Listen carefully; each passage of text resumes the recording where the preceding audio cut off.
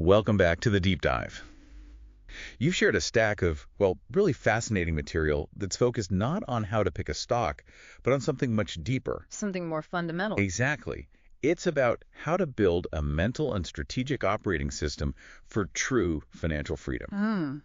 Our mission today is really foundational. It is. We're laying out the architecture. The map, the language, the structured path, all for building sustainable financial independence. And this isn't just about getting wealthy. It's about making that wealth, permanent and intentional. Okay, let's unpack this. And I think the most important thing to unpack right away is this fundamental difference, the one people always confuse. Wealth versus financial independence. Right. Wealth versus FI.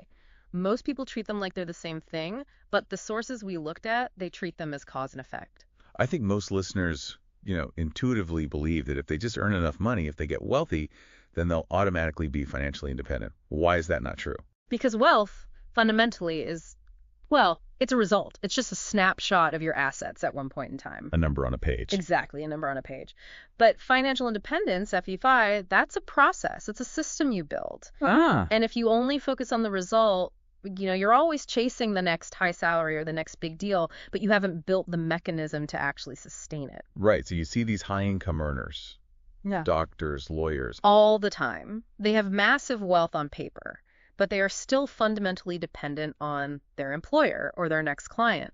The minute they stop working, the whole thing just crumbles. That distinction changes everything. So FI is the process, the protective system. So how do we define the goal of that process? The definition is actually, it's beautifully simple. Financial independence is when you have passive income. Meaning income you're not trading your time for? Correct. When that passive income consistently covers your living expenses, the crucial shift is cutting that link between your time and your ability to pay your bills. Your net worth could even be pretty modest, but if your cash flow covers your needs, you're independent. So we're talking about moving from a structure where your income depends on your time to one where it depends on your assets. The whole game. And the sources provide a very clear blueprint for this. It's called the 3-stage strategy and 13 sequential steps. That's right. And for you listening, this entire deep dive today is designed to give you that top-down view, the why and the overall map. We'll spend future episodes dissecting every single step in, granular detail. But you have to see the whole map first. Understanding this overarching structure is the essential first step. It just is. Okay, so to really get the philosophy behind this map, we need to understand who developed it. The path we're talking about is from a guy named Tamir Hacham. Tamir Hacham. Yeah, he's maybe best known for his YouTube channel, The Golden Path to Financial Independence. And literary work is a big clue too, right? He's the official Hebrew translator of The Richest Man in Babylon. Which is a foundational text. It's all about principles, not stock tips. But what I found most compelling in the source material was his professional history. He's not, some financial planner or a lifelong money guru. No, not at all. He's a former salaried engineer. He specialized in systems, architecture, and design, and that background is key. So he thinks in systems. Exactly. For decades, he operated just like most of us. He worked for a salary until he was 60, had no financial education, and he believed his only source of income was trading his time for money. He was in that classic paycheck-to-paycheck loop, even with a high-level engineering salary. So wait, if he was already successful by most traditional measures, what pushed him to completely change his entire system? Well, it wasn't a desire for more money. It was a realization that the system he was in was just inherently fragile.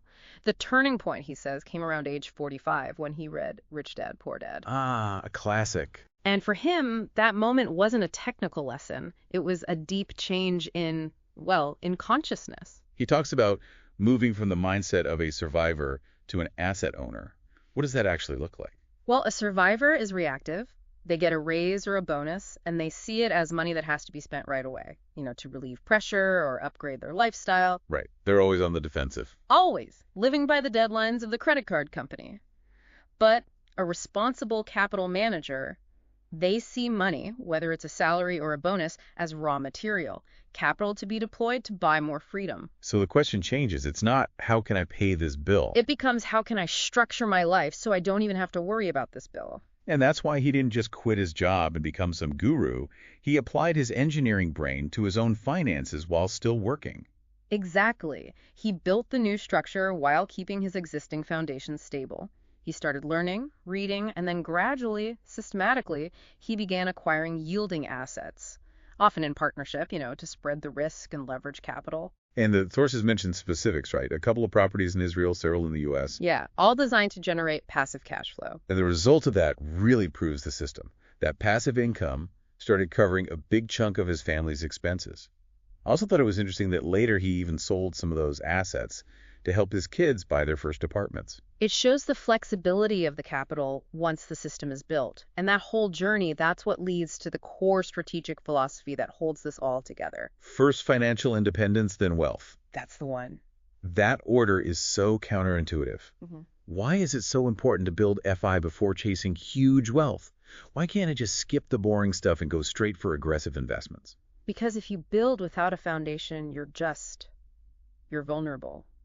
The whole philosophy rests on 3 sequential core principles, and it really appeals to that systematic engineer's mindset. Okay, let's start with the first one. It's that internal shift we mentioned. Absolutely. The first principle is identity before action.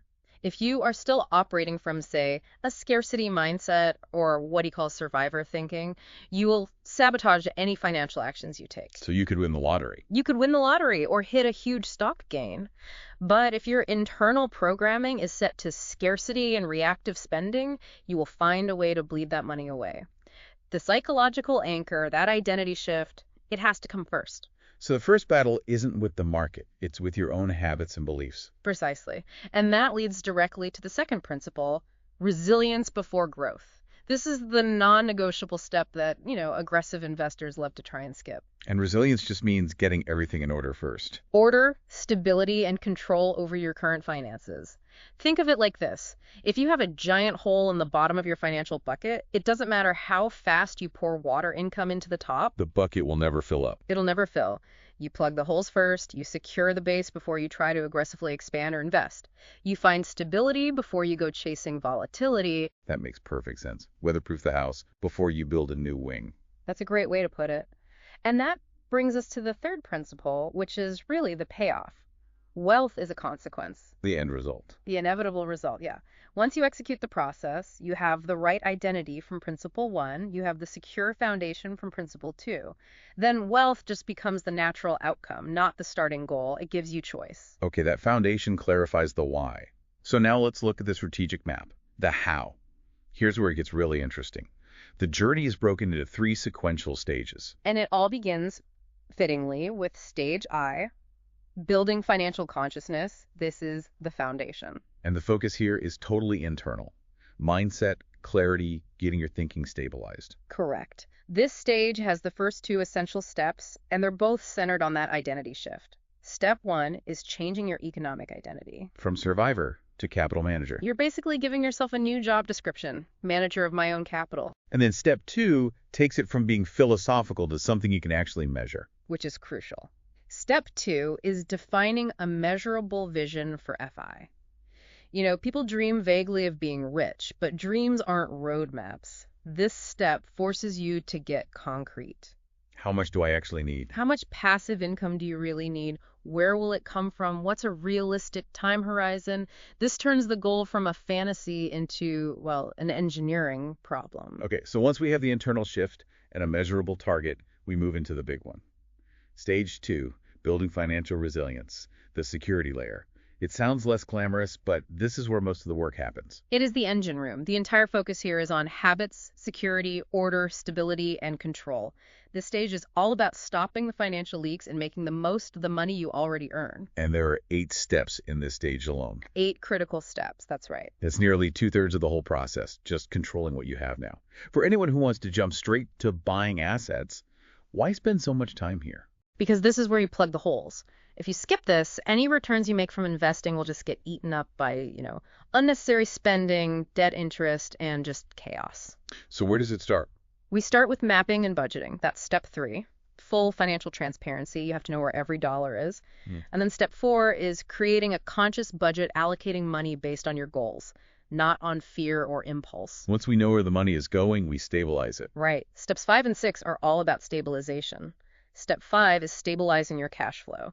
That means stopping overdrafts, plugging those immediate high-cost leaks, And then the safety net. the non-negotiable safety net, yeah. Yeah. Step 6, building your emergency fund and your liquidity network. This is your shock absorber, so when life happens, you don't have to sell your assets or take on bad debt just to get by. Okay, so we've mapped it, we've secured the basics.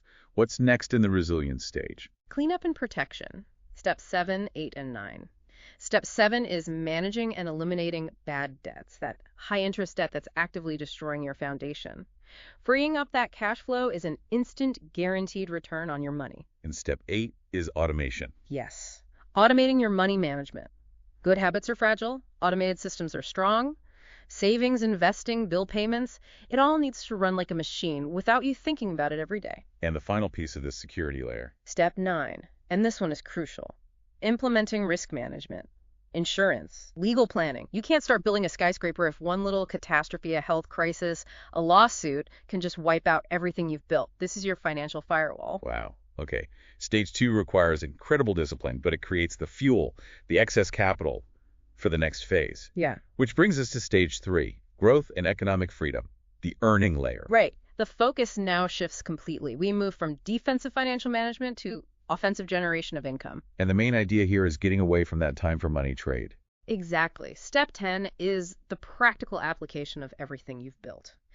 You establish or acquire your first yielding asset. This is your first income engine, the first piece of passive income that starts generating more income. And because you did stage 2, you can afford to take that risk. You can deploy capital knowing that if this one asset fails, your entire life doesn't collapse. And the final step in the sequence is the ultimate goal. Step 11, the gradual move from required work to chosen work.